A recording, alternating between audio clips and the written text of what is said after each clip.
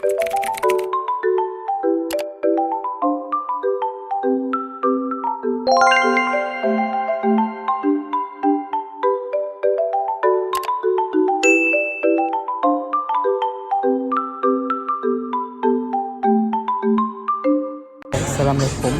So hari ni aku nak buat satu konten mengenai 24 hours buat cari makanan warna coklat.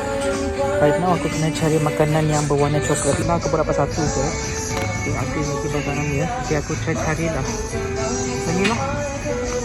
Ini cantik. Aku ambil satu dia dah. Okay, nah lagi kita kena cari ni ya. Coklat lah korang. Aku try lah ambil satu. Kita ambil yang mana yang bagus ya.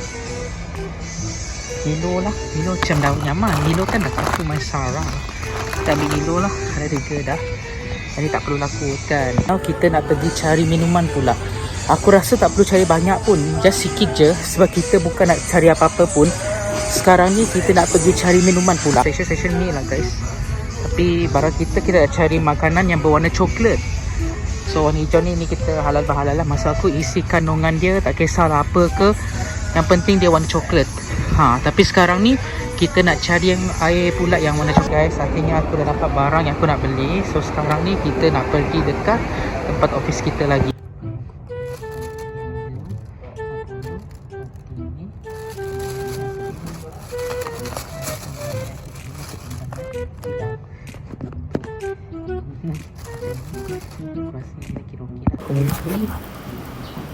Okay guys, ketika ini aku nak minum air Milo tu tiba-tiba alamak tertumpah lah pula. Okay guys, kali ni aku nak try minum air Milo. Minta maaf aku tak dapat bunyi tau sebab ada orang di belakang itu ya. Aku sekarang ni berada dekat office. So aku nak buat mukbang tu tak dapat lah. Cuma apa aku boleh cakap, air Milo tu sumpah sedap korang. Nak bawa ke rumah tak nak pula. Malulah pula, penat. So kita buat lah dekat tempat office kita. By the way aku minum ni air Milo sedap jugalah korang. Sangat sedap, 8/10. Lepas tu pula aku try makan Milo nugget ni. Semua ni Milo lah yang aku makan dengan minum ni. Tapi sedap lah juga. Milo nugget pun dah lama tau. Tapi Milo nugget sekarang ni dia rasa keras sikit lah korang. Tak lembut macam dulu. So apa yang aku boleh cakap, rating dia 6/10 lah ya.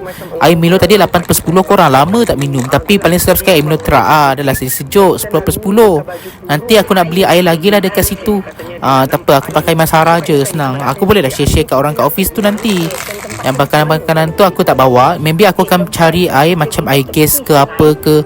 Aku nak minum sebab aku rasa haus sangat hari ni. Okay guys, so apa macam konten kita kali ni, adakah membosankan atau tidak, sila komen di bawah. Okay guys, so aku rasa sampai sini adalah konten kita kali ni. And I hope I'll see you guys again in my next video. Don't forget to like, share and subscribe. Don't forget to push my notifications to get all my videos on YouTube. Jumpa lagi dan always stay safe. Bye.